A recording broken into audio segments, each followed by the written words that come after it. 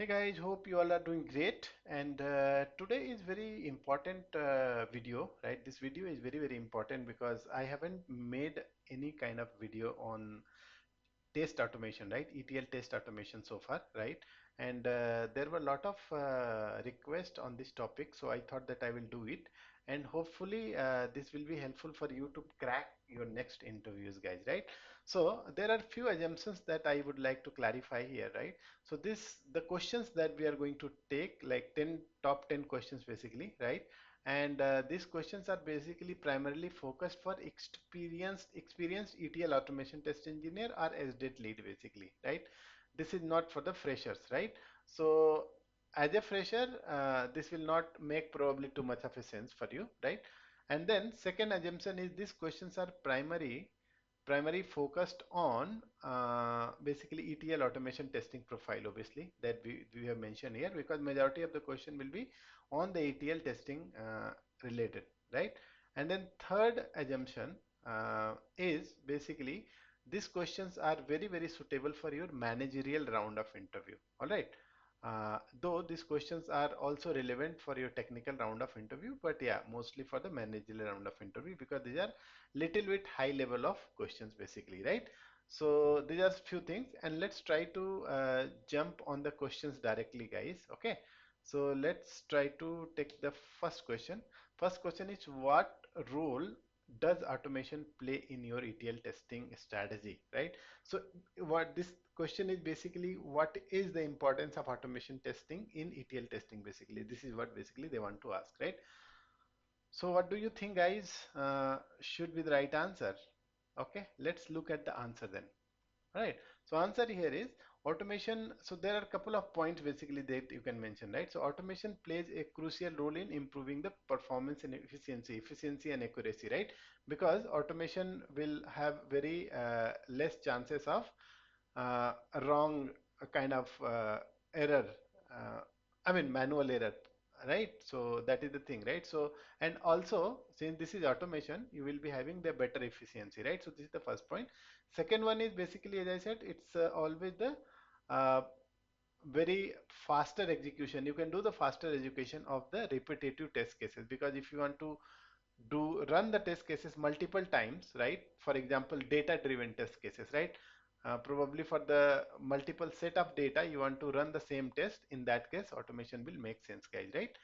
Third point is it will actually help you in the regression testing. Why regression testing? Because in regression testing, we actually, let's say, we try to do a lot of regression testing while your entire development process, right? Or even when you find any defect and defect fix has happened, we want to make sure that regression testing is done, right? So this is again, right? Again and again, we have to actually do the regression testing. And here, if you have the automation suite, you can basically run the suite, and that regression test is completed, right? Fourth point is basically CI and CD, guys, right? And this is the one of the very important point that I consider, personally I consider, right? Because see, if you have the automation test cases, right, you can actually put the automation test cases in CI CD pipeline, and what will happen, you can actually give the kind of the post trigger. uh, for example, let's say you have kind of the development build is being prepared. Somebody basically checks in the code into your Git repository. The moment it basically checked into the Git repository means something new changes happen into the build, and that particular build can basically trigger your test automation, right? And which is there on the CI/CD, right? So this is very helpful because the moment there is some check-in happen in the application, your testing, the automation testing will actually kick off and run, and it will run, and if there is any issue it will report back to the developer basically. So it is almost immediate basically, right? That is the biggest advantage here basically that I consider personally, right? CI/CD practice. Okay, so let's look at the second question, guys. So what do you how do you approach designing an automation framework, right? So this is again, this will come with some experience, guys, but let's try to look at the answer basically, the points here, right? First, I start by assessing the project requirement and defining the scope, right? So first of all, we need to basically analyze the requirement, understand the requirement, and then you define the scope of the automation, right? What exactly you want to do automation, right? Because you can't automate everything. So scope is very, very important thing, right? So you define the scope after understanding requirement. Once you basically define the scope, you can choose the right tools and tech stack that we need, right? And you can actually define the coding standard and everything, right? Because see, for each of the requirement for ETL testing, you might use some different sort of tools, right? You might use sometime Python, Pandas, PyTest framework, or maybe sometime you might go for, ETL tools like Informatica, to do the automation. So there are so many tools available in the market. So it basically based on the feasibility and the requirement basically, right? Now, third point is after this, right? After choosing the right tool, you go and design a framework basically, right? And design and develop basically these two things, right? So first you design the framework, like what are the components should be there in your framework and how it should be. So for a good framework, right? These are some features that we should have it, right? Modularity, extendability, and maintainability of the test case design, execution, and reporting, right? Because the entire framework should have lot of different component. For example, one component for the logging, right? If there is any issue in your test, then there should be a log, right? Logging. Second one might be the reporting, because if there is all the test cases ran, then you would like to check what is the report. So reporting is also important aspect. Then utility features, right? So there are some of the reusable test cases that are reusable uh, test steps, are probably some utilities that you would like to use. So that is also, so that is basically that comes under modularity, right? So a lot of features should have a test automation framework basically. Okay. So then you basically design and develop, right? So two step, first design this and then start developing basically the test automation framework. Now, the last point, I ensure the framework supports easy integration with CI/CD, right? Obviously, your framework, whatever you are designing, you should be able to integrate with the CI/CD pipeline, right? That is our end goal basically, right? So these are the few things that we should be considering for any automation framework in ETL testing basically, guys. Now let's look at the third questions. Can you describe the challenging ETL?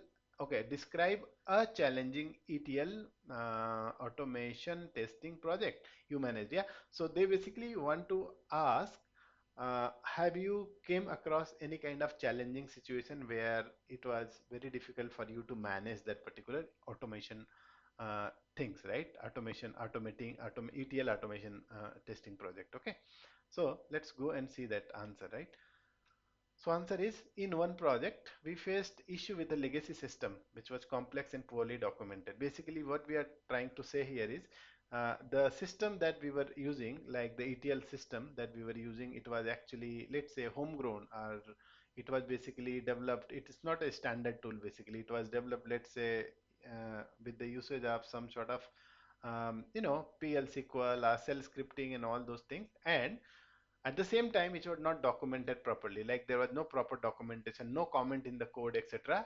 This is called basically poorly documented, right? So that particular homegrown kind of that ETL tool or ETL framework that have been developed, and also there was not proper documentation around it, right? That is very, very big challenge, because that's not a standard tool, and your in-house team has developed this, right, using some language, right? And then that was the problem, right? So that you can say that this was one of the projects. So what I did basically is, you can say that I led a team to analyze the existing ETL process, because obviously we had to figure out what exactly this ETL process does, right? And then try to understand the entire process, right? Critical path, creating automated tests for those areas, etc., right?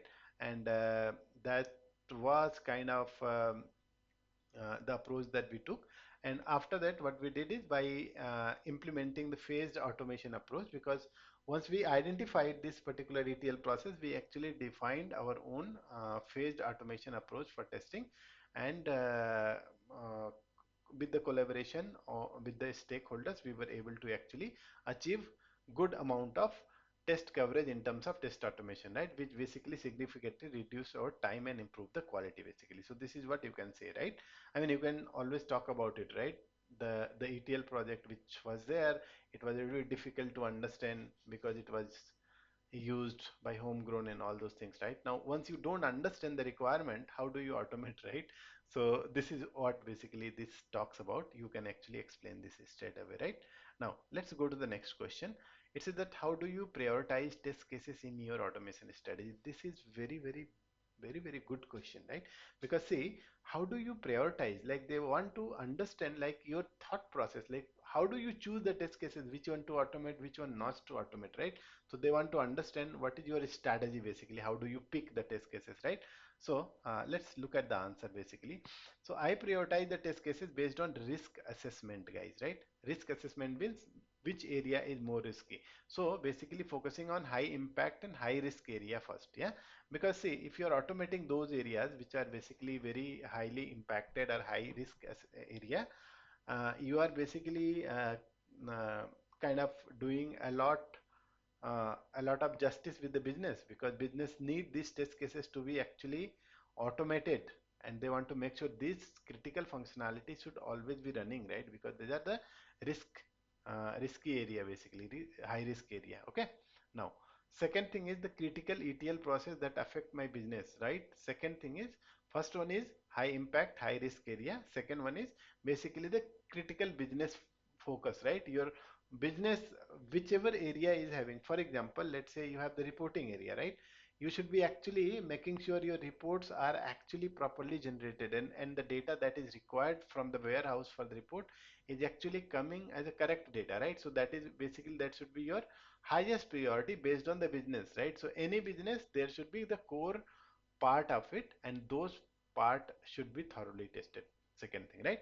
Third one is also consider, like, the frequency of the changes, right? Sometime there are a lot of changes happen in certain part of the area, certain part of the business, and in that area it is always required to do a lot of testing basically, right? And then you want to avoid the manual testing, repeated testing, so that's why you can go and automate that, so that every time when there is a change in the application, you can basically just run your automated suite, right? So that is the basically third point, right? So these are the few criteria how we prioritize our test cases for automation. All right. Now let's move to the next question, guys. What strategies do you use for continuous integration and continuous deployment in ETL testing, right? So this is very good question again, right?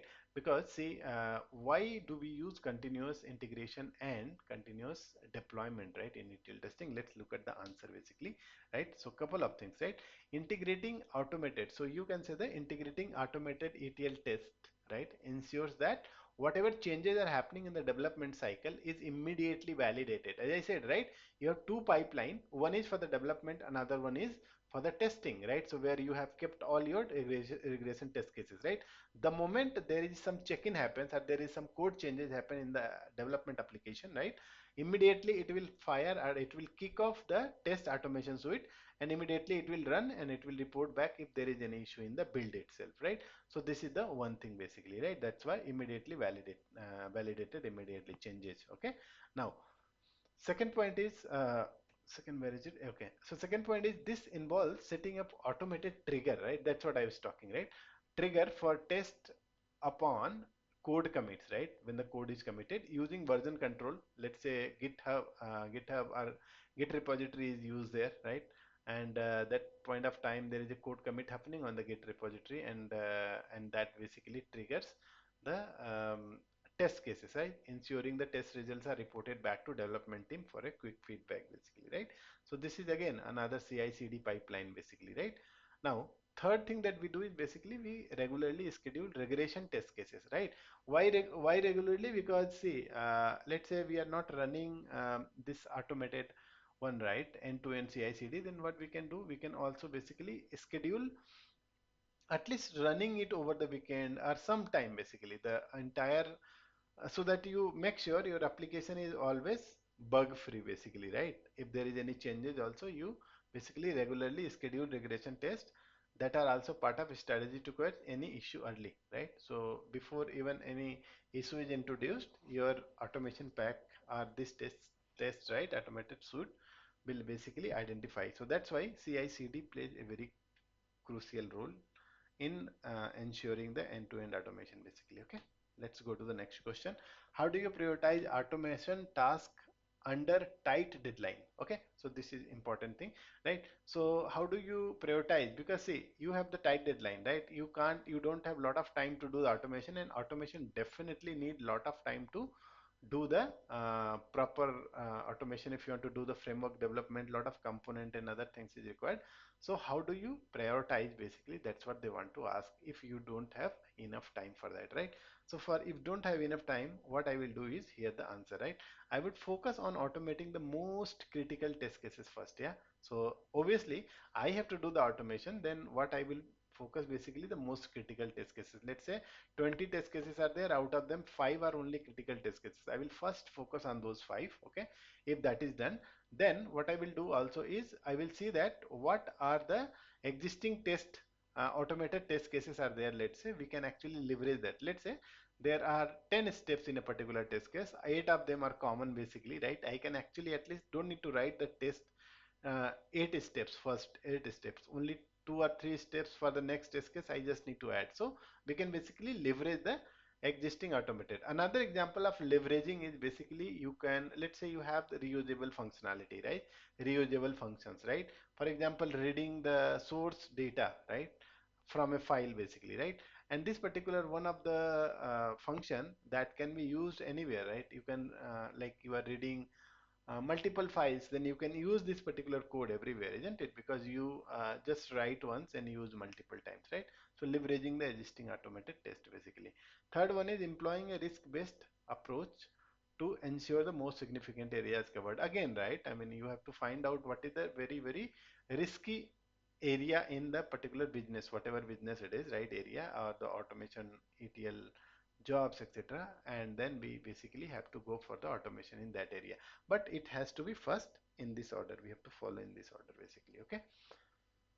So let's look at the next question, guys. How do you assess the skills of your ETL testing team? So this is not actually automation testing question, but this is more of a managerial, right? So that's why I'm saying. So how do you assess the skills of your ETL testing team, right? Let's look at the answer. So they are assuming that you are a kind of lead or maybe senior Q engineer, right? And you have a team to lead, yeah. That's why they want to ask you, right? How do you want to assess, right? First, I assess the team skills through a combination of performance evaluation. Obviously, you basically do the performance, you do the appraisal, year-end appraisal, mid-year appraisal, and all those things, right? With the team, and then feedback session, you basically take it from the other stakeholders like the peers or maybe the client, etc. Basically we take the feedback on individual person, right? And skills assessment, there are few trainings that we do and where we need to complete that courses mandatorily with certain percentage, right? So these are the few things, one thing, right?